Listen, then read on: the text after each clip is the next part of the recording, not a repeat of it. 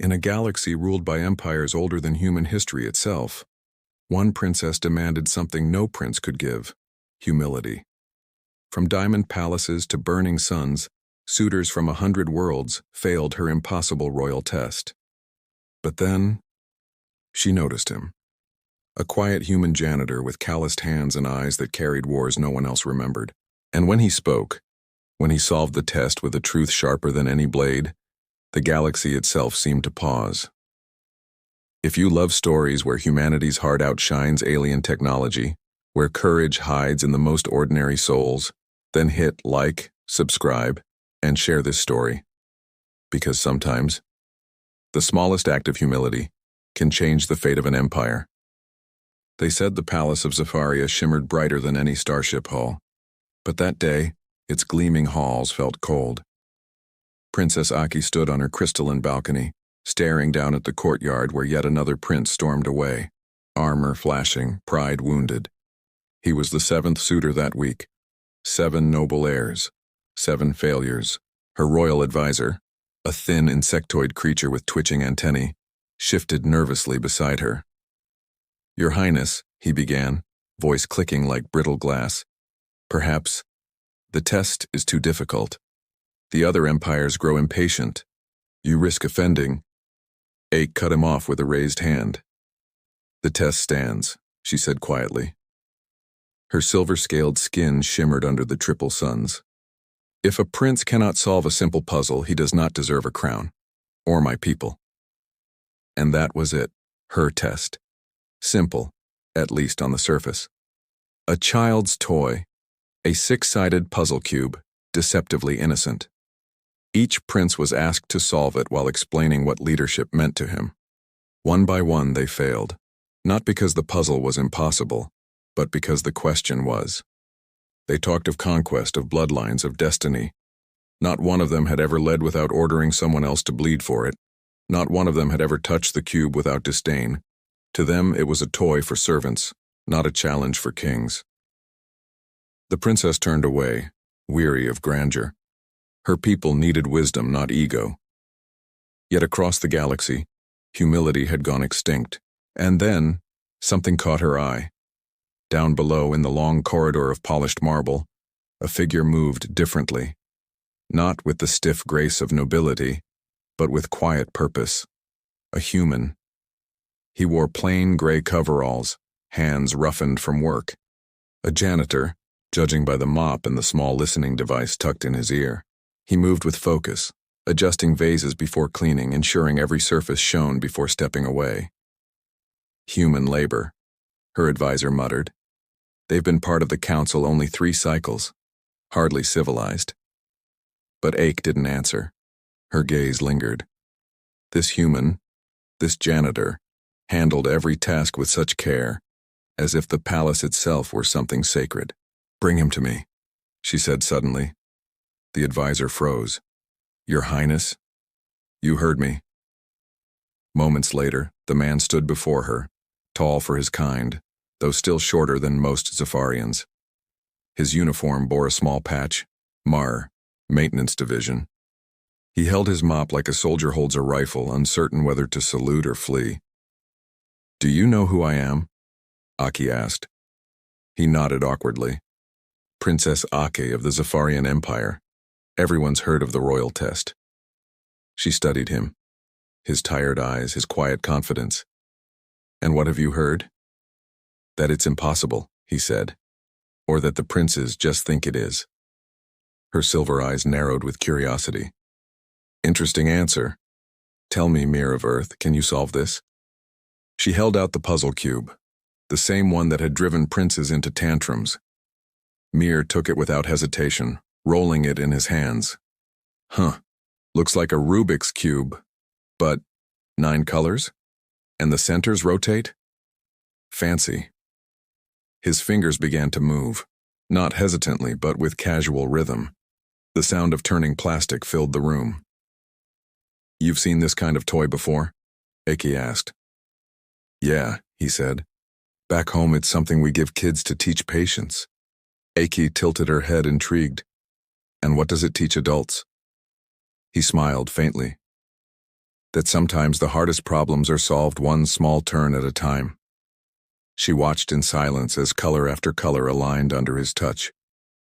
"While you work," she said softly, "tell me, what makes a good leader?" Mir didn't look up. His voice was calm, almost conversational. "I used to be in the service, before this job, Marines. And I think a good leader knows the mission matters more than their pride. They remember everyone's worth, from the general to the guy scrubbing floors. Because when you forget that, you stop leading." Click. Another side fell into place. He continued, almost as if remembering. "And they adapt. Plans fail, people panic, the good ones don't. They get creative, they take responsibility." 5 sides. 6. Complete. He placed the cube on the table, colors shining in perfect order. "You lead well, and glory follows. Chase glory, and people die for it." Aake stared at the solved puzzle in silence. Then, slowly, she reached out, brushing her fingers against his. His hand was warm, human warm, and steady. In that brief touch, she felt something shift, something ancient and new at once. "Tell me, Mir," she whispered, "why did your people fight the Vidian swarm, knowing you couldn't win?" He looked up, eyes hard but kind. "Because someone had to. Because we're too stubborn to quit. And because sometimes, even if you can't win, you make the enemy wish they'd never picked the fight." A faint, incredulous laugh escaped her lips. It was the first time anyone had made her laugh during the trials. And in that moment, standing before a janitor with a mop and a simple truth, Princess Aake of Zafaria knew she'd found the only person who truly understood her test. Not a prince, not a warrior, just a human. A man who solved what no royal could, not just a cube, but her heart's question. When word spread that the Princess of Zafaria had chosen a human janitor as her royal candidate, the Empire trembled. Across the starlit capital, nobles whispered in outrage. Holonews feeds exploded. Some called it madness, others called it scandal. And yet, the princess stood calm amid the chaos, her silver scales reflecting the fury of the council like a mirror that refused to break. In the grand hall, where empires were born and destroyed by words alone, Aake faced her father, Emperor Viel, the storm of Zafaria. His voice thundered like starfire. "You defy the royal houses, your bloodline, and the entire council? For a janitor?" Aake met his gaze without trembling. "No, father," she said. "I defy arrogance. I defy blindness. I choose someone who understands what it means to serve before ruling." The council chamber rippled with gasps. One alien dignitary hissed, "A human cannot lead an empire." Mir stood at her side, still in his gray uniform, mop tucked under one arm because he refused to abandon his job halfway through. He didn't speak at first. He didn't bow or apologize. He simply looked around the hall, at beings who had never lifted a finger for their own comfort, and said quietly, "With respect, your majesties, leadership isn't about blood. It's about doing what's right when everyone else is too afraid to try." Silence. Heavy. Electric. And in that silence, something strange happened. A few of the younger delegates, soldiers, engineers, citizens, began to nod. They had seen humans fight the Vidian swarm. They'd seen the stubborn courage of a species that refused extinction.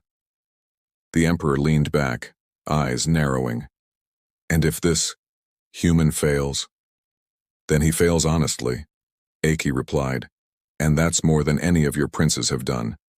That night, the stars above Zafaria seemed to burn a little brighter, as if the galaxy itself was holding its breath.